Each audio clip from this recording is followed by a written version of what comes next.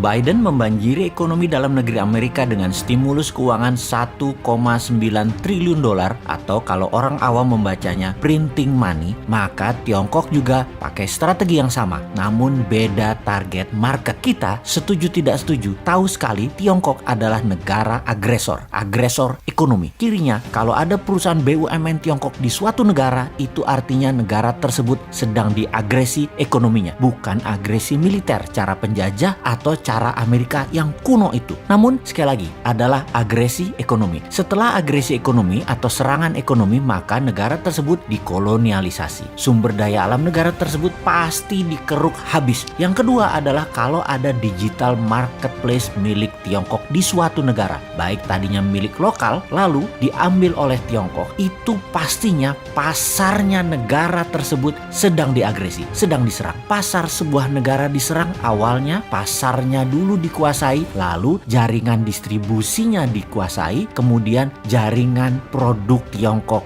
masuk. Kemudian ketika sistem pembayaran non-tunai asing masuk atau pembayaran non-tunai milik lokal kemudian dicaplok Tiongkok langsung atau tidak langsung, ini artinya sistem keuangan negara tersebut sedang diagresi. Semua ini terbungkus rapih dengan propaganda manisnya nanti ekonomi suatu negara tersebut jika bergabung dengan Tiongkok nantinya akan indah. Itu janjinya mereka, itu persepsi yang diberikan oleh mereka. Tapi nanti negara tadi suatu hari mereka jadi tua. Nanti negara yang diagresi tadi jadi kurus. Negara yang dikoloni jadi jelek, tak terawat karena nggak ada biaya maintenance, nggak ada biaya krim malam, nggak ada biaya sunblock, nggak ada biaya PRP, nggak dikrimbat rambutnya, nggak dipilates bodinya, nggak dikasih makan sehat tubuhnya. Begitu tua, jelek, penyakitan, pindahlah Tiongkok tadi cari bini baru. Sama, nggak bakal dirawat juga mereka. Ya dipakai terus aja sampai kering. Sedulur, perlukah kita urai apa sih yang negara tersebut atau negara selir-selir Tiongkok itu dikerjainnya? Juga ada pertanyaan, kok banyak sih negara mau jadi selirnya dan harus melayani kaisar Tiongkok tersebut? Strategi ekonominya ya sama seperti informasi di awal, dengan printing money. Itulah mengapa kita katakan berkali-kali, siapa negara yang pakai MMT? Ya hanya Tiongkok dan Amerika. Negara lain pakai teori ekonominya Adam Smith, pakai John Maynard Keynes, pakai ilmu-ilmu itu dah. Lalu bagaimana cara agar setelah SDA sebuah negara sudah di tangan, agresi berikutnya adalah pasar digital atau marketplace, dan setelah itu apa lagi? Yang dilakukan adalah mencekik ekonomi kelas bawah dengan mendapatkan dolar dari negara yang diagresi agar kering mata uang internasionalnya, agar kering mata uang multi currency negara yang diagresi tersebut. Tiongkok memberikan insentif di dalam negerinya. Insentif setiap dapat dolar dibayar renminbi 3 kali lipat. Misalnya baju batik dicetak di Tiongkok, dijual di marketplace. Batik Indonesia, buatan Indonesia, harga pasarannya adalah Rp150.000 untuk atasan. HPP Garment di Solo katakan Rp80.000. HPP ini harga pokok di mana-mana di seluruh dunia ya 11-12 lah. Pasti orang semua bahannya sama, hitung-hitungannya pasti sama. Di marketplace tadi dijual Rp50.000 loh atasan tadi. Itu pabrik di seluruh dunia juga bingung. Mereka bisa jual Rp50.000 di bawah HPP. Apa untung? Jadi panik lah para reseller. Borong barang Cina tadi, borong barang Tiongkok tadi, jual di offline,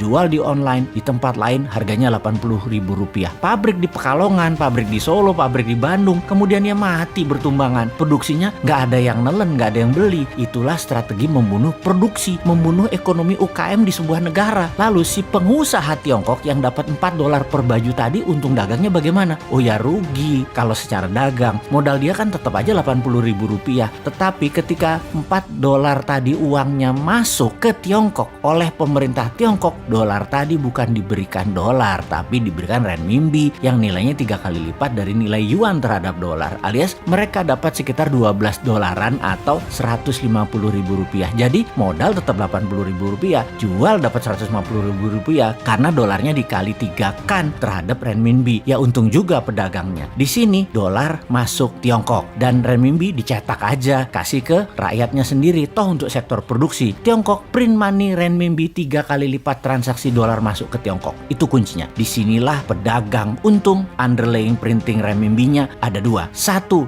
dolar yang nilainya sepertiga, sisanya manufaktur Tiongkok, sektor produktif, nggak bakal inflasi. Itulah teori MMT. Dengan satu strategi printing money, Tiongkok dapat dolar, Tiongkok dapat meningkatkan produksi, Tiongkok mematikan UKM negara koloninya, dan bisnis Tiongkok terus menyedot wilayah-wilayah lainnya lagi. Simpel kan bernegaranya mereka? Kok beginian aja nggak bisa ditiru sih? Tempe bener. Nyampe nggak sih ilmu beginian ke pejabat ekonomi dan keuangan negara? Oke lah, sing sabar ya kaum new mind, kita nonton aja old mind mainin negara. Walau nggak enak nontonnya, agak wagu, kikuk.